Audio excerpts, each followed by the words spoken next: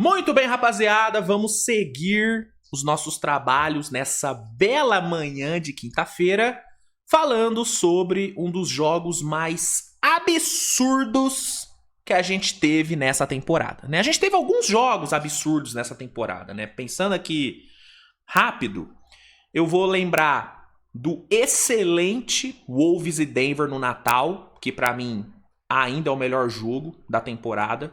Foi um jogo inacreditável que o Jokic fez o que fez, né? Teve Anthony Edwards expulso no final, enfim. Pra mim foi o melhor jogo da temporada ainda. Mas a gente teve também, recentemente, um ótimo Thunder e Denver. Foi muito bom. O próprio Lakers e Denver, recentemente, também foi um puta de um jogo. E ontem a gente teve outro jogo que entra nesse hall de melhores jogos da temporada. Outro jogo que pode entrar nesse hall foi Hawks e Pistons de ontem também. Que também foi um outro jogo absurdo, com prorrogação, sabe? Foi um puta jogo. Mas o jogo em questão que eu irei abordar neste vídeo, nesta bela manhã, é Minnesota e Houston, sabe? Minnesota Timberwolves e Houston Rockets, né? Os dois ontem se enfrentaram. Um jogo que, sendo sincero, cara, eu não tinha muita expectativa de ser um jogo bom, porque era um Minnesota sem Anthony Edwards, né? E um Houston Rockets com Ime Udoka, né? O que nunca costuma resultar em algo bom, né? Se tem Houston com Ime Udoka no comando, a chance do jogo ser horroroso é muito grande. Porque o Udoka Ball é uma das coisas mais torturantes de se assistir no esporte mundial, sabe? É realmente uma... assim, o torcedor de Houston, cara, toda vez que liga a televisão pra ver um jogo do time dele, é quase uma sessão de, sei lá, cara, é algo masoquista. Você, torcedor de Houston, assistir um jogo do seu time é masoquismo, entendeu? É você querer achar prazer na dor, entendeu? Que, velho, é uma parada, assim, que beira o inassistível. O Udoka Ball, ele tá naquela linha tênue do inassistível. É algo horrível. E aí esse combo, né, o Udoka Ball com Minnesota sem Anthony Edwards, tinha grande chance de resultar num jogo merdaço. Não foi um jogo merdaço, muito pelo contrário. Mas também não foi um jogo bonito de se ver. Vamos também ser sinceros. A prorrogação foi o que salvou o jogo, porque o tempo regulamentar foi assim. Pra quem gosta de um basquete bem jogado, aquele basquete fluido, né, com dois ataques, né, interessantes, trabalhando bem a bola, conseguindo boas jogadas, a gente não viu isso ontem, não. A gente viu muita luta, a gente viu muita guerra, a gente viu duas defesas muito boas, né? Os 4 períodos, né, do tempo regulamentar foram marcados por ótimas defesas, né? E por ataques com muitas dificuldades ali para criar. Tanto que os dois times não chegaram nem a 100 pontos no tempo regulamentar. Né? O jogo foi para prorrogação 95-95. Né? O Houston mesmo teve que parir um ônibus para chegar aos 80 pontos na partida. O Minnesota também não ficou muito atrás. Muito turnover, um shot making, né, não muito bom dos dois times. Claro que Houston tendo mais dificuldades por se tratar de Udoka Ball, né? Mas Minnesota também teve dificuldades, né, tão grandes quanto para criar. Então, os 4 períodos do tempo regular não foram bonitos. Foi maneiro de se ver pela batalha defensiva. No final, naquela última aposta, a gente teve o Şangun entregando um dos tocos mais incríveis da temporada. O tão criticado Şangun, né? Que muita gente fala que é horroroso na defesa, que não defende. Ontem ele defendeu pra caralho. Ontem não tenho o que falar do Şangun, não. Defendeu pra caralho. O toco dele no Randle ali no último lance do 4º período foi uma coisa, né, apoteótica, saindo com a boca sangrando. Pô, foi um puta lance. Puta lance. Mas não foi um jogo bonito. Não foi um jogo bonito. Aí vem a prorrogação. E aí é onde o jogo ganha, né, contextos, né, de puro entretenimento. O que aconteceu na prorrogação? Começa a prorrogação, Houston, que estava tendo uma dificuldade absurda de criar, abre a prorrogação metendo 3-0. Já começa assim. Começa metendo uma run de 13-0. O que, em 99% dos casos, resulta em vitória. Sabe? Em 99% das vezes, o time que abre uma prorrogação botando 13-0 vai ganhar o jogo. Por quê? Porque, velho, são só 5 minutos. O adversário tá cansado, ainda mais num jogo, né, do jeito que foi, muito físico, muita defesa. Então, o Minnesota tava cansado, entendeu? Então, assim, abrir 13-0 no cenário de ontem, na prorrogação, era, mano, assim, é você, tipo assim, você já jantou com a vitória, você já tá no carro e tá levando a vitória pro motelzinho, entendeu? Já pra finalizar, entendeu? Você já fez todo aquele encontro bacana, trocou ideia, fez a vitória a rir e tá levando ela pro motelzinho pra, né? Famosa chapa, a famosa chapa, tá ligado? A chapada do Coutinho, tá levando pra dar a chapada, sacou? Você já tá ali, ó, pra consumar o seu amor com a vitória, entendeu? Só que a gente tá falando de Ime Udoka. A gente tá falando de Udoka Ball. O Udoka Ball, ele não segue padrões. Ele é contraventor. Ele é ousado. Ele não respeita regras. Entendeu? O Udoka Ball, nesse cenário de encontro que eu criei, ele é o cara que vai bem no encontro, troca ideia, tal, beijinho, e na hora de levar pra famosa chapada, pra chapada da Diamantina, entendeu? Na hora de levar pra chapada, ele caga na calça. Entendeu? Esse é o exemplo perfeito. O Udoka Ball é isso. É o cara que vai fazer um encontro bacana, mas na hora da finalizada, ele caga na cueca. Esse é o Udoka Ball. E foi exatamente isso que aconteceu ontem. Depois de 4 quartos de guerra, de muita defesa, Houston tem um surto ofensivo que mete 13 pontos seguidos para abrir a prorrogação e simplesmente o time colapsa. Colapsa. O time sai de uma sequência de 13-0 para tomar uma sequência de 15-0. Sim. Num espaço de, sei lá, 2 minutos e pouco, Houston tomou 15-0. Tá ligado? Isso é o Udoka Ball. Isso é Ime Udoka. Por isso que sempre que eu tenho a chance de criticar o Ime Udoka, eu vou criticar, porque é isso que o cara tá fazendo. É disso que ele é capaz. Ele é capaz de fazer o time dele meter 13-0 no começo de uma prorrogação pra depois tomar 15-0. Pra depois tomar game winner do Julius Randle. Que inclusive, vamos elogiar aqui o Randle, tá? Nesse período sem Anthony Edwards, Julius Randle tá assumindo a responsa. Claro que não é só ele que tá assumindo a responsa, mas ele vem sendo muito protagonista desse Minnesota. Se Minnesota vem conseguindo vencer sem o Anthony Edwards, é muito por conta do Julius Randle, tá? Que ontem meteu 24 pontos com 6 assistências, cometeu muito turnover, foi mal no perímetro, mas quando Minnesota precisou de alguém para meter a bola na cesta para ganhar o jogo, foi ele que apareceu ali com aquele arremesso no mid-range, entendeu? Então tem que ser elogiado o Julius Randle. E aí, com ele metendo esse game winner, Houston conseguiu tomar uma das viradas mais bizarras da temporada. Virada essa que é histórica. Porque um time virar uma desvantagem de 13 pontos na prorrogação, Minnesota conseguir fazer isso ontem, é a maior virada da história da NBA em uma prorrogação. Nunca vimos um time virar uma desvantagem de 13 pontos na prorrogação. Nunca vimos isso.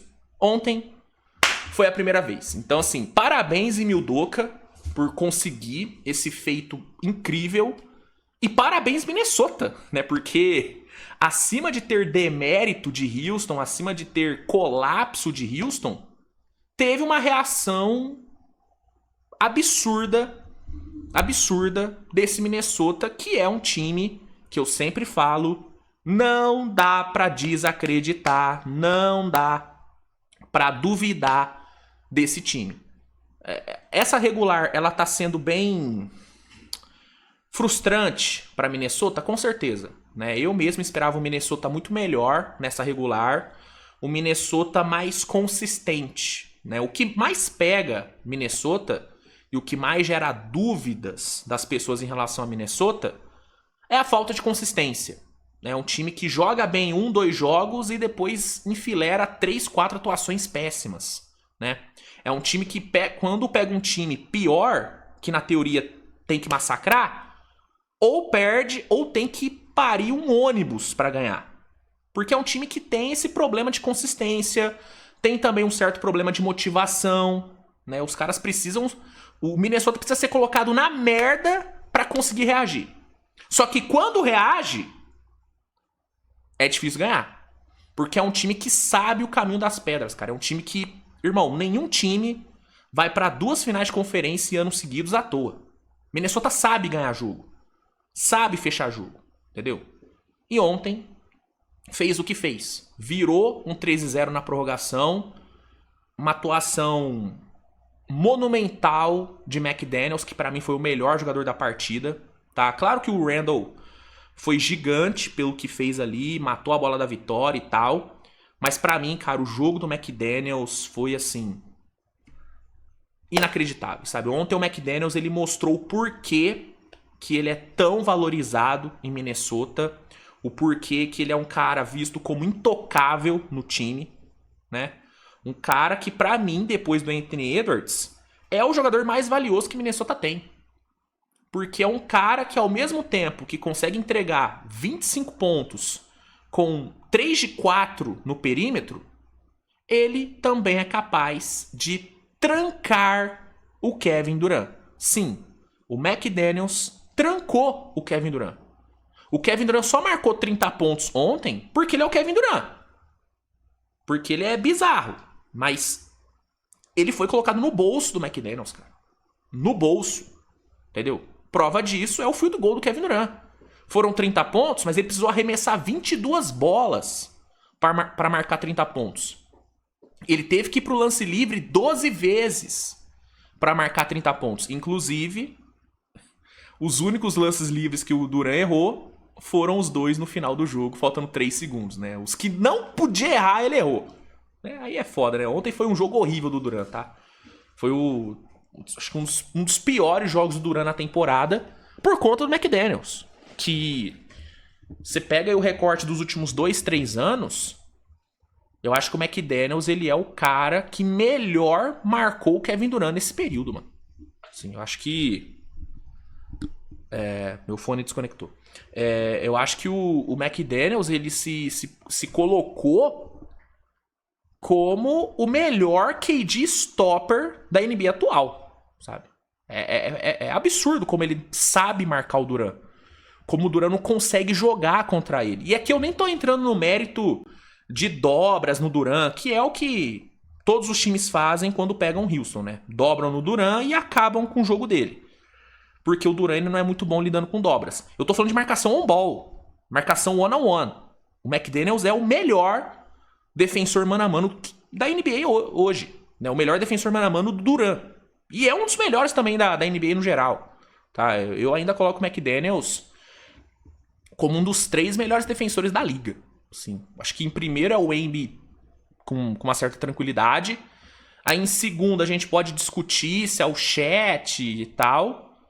E em terceiro eu vou de McDaniels, assim. Pra mim o McDaniels, ele é um surreal na defesa. Um surreal, né? E o fato dele conseguir fazer o que ele vem fazendo com o Durant nos últimos anos é prova disso. Entendeu? Ontem o McDaniels acabou com o Durant no jogo. Acabou com o Durant, entendeu? Então, Randall foi absurdo, McDaniels foi absurdo. Outro que eu tanto critico, mas eu dou a César. Rudy Gobert. Que jogaço do Gobert, mano. Jogaço do Gobert. Sabe, implacável no garrafão, né? Simplesmente 5 tocos com 14 rebotes, sendo 7 ofensivos.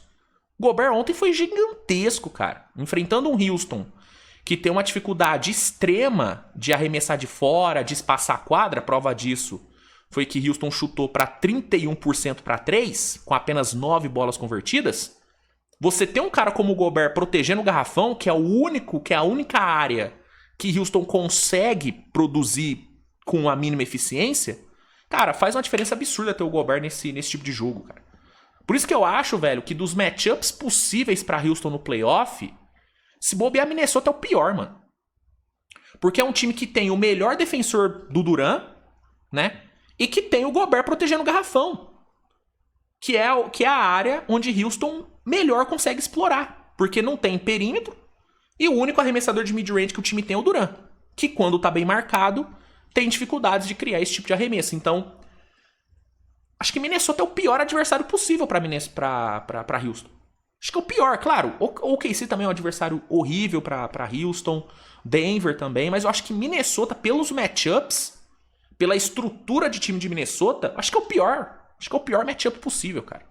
Né? Então, assim, jogaço do Gobert, jogaço do McDaniel, muito bom jogo do Randle, muito bom jogo do DiVincenzo, que foi muito importante na virada também. Foram 5 bolas de 3 pro DiVincenzo. Naz Reid, né, cara, vindo bem do banco com 14-13. E uma vitóriazaça, cara. Uma das grandes vitórias de Minnesota na temporada. Acho que dá pra dizer que é a maior vitória de Minnesota na temporada, por todo o contexto. É que teve aquela vitória contra o Oklahoma, né? Do game winner do Anthony Edwards. Também foi absurda. Mas ontem, cara, pelo contexto, sem o Anthony Edwards, prorrogação, tomando 13-0 e virar, acho que dá pra dizer que foi a maior vitória de Minnesota na temporada. E mais uma vergonha pra esse Houston que, apesar de todo o mérito que tem Minnesota, não existe você perder o jogo do jeito que o Houston perdeu ontem. Tomando 15-0, depois de abrir 13-0 na prorrogação, não existe, cara, desculpa. Não existe. E aí, alguns vão querer culpar o Durant, que de fato fez um jogo ruim. Repito, um dos piores jogos do Durant com a camisa de Houston. Errou os 2 lances livres que poderiam ter empatado o jogo, poderiam levar o jogo pro segundo overtime. Ele foi muito mal, você pode culpar o Durant. Você pode culpar o Rich Shepard, que fez um jogo horroroso. De fato, foi um jogo ruim, muito ruim do Rich Shepard. 2 de 10 para 3. Jogo muito ruim. Ele que foi titular e não foi bem. Você pode criticar o Aman Thompson, que acertou 4 arremessos no jogo inteiro. Você pode querer criticar o Şengün, mas apesar de que ontem é difícil criticar o Şengün, né, mano? O cara meter 30 pontos dando 4 tocos, com um toco colossal ali no final do quarto período. Cara, eu acho difícil criticar o Şengün ontem, mas você pode criticar.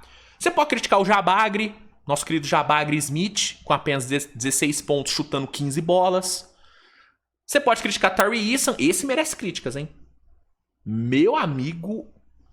Cara, eu vi o Space falando sobre isso, o Space City, e é verdade, cara.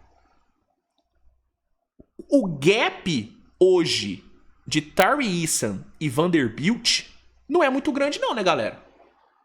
Com todo respeito. O que o Tari Eason é tão melhor assim do que um Vanderbilt da vida? Não é? Para pra pensar. São 2 caras que não tem arremesso. São 2 caras que, assim, com todo o respeito do mundo, são jogadores meio burros, né? O Tari Eason é uma anta, né? Com todo o respeito do mundo a ele, mas ele é uma anta jogando. A pior decisão do Tari Eason é sempre a próxima em quadra. É um imbecil jogando, né? Então, assim, qual que é a diferença de um Tari Eason para um Vanderbilt hoje? Né? Então, assim, você pode culpar à vontade, mas pra mim, cara, desculpa, eu não consigo não culpar o Ime Udoka, bicho. Cara, teve um momento no jogo de ontem que ele meteu uma lineup com Finney Smith, Tari Eason e, se não me engano, de Sean Tate. Eu até tinha anotado isso aqui. Cadê? Eu acho que eu tinha... Aqui, ó.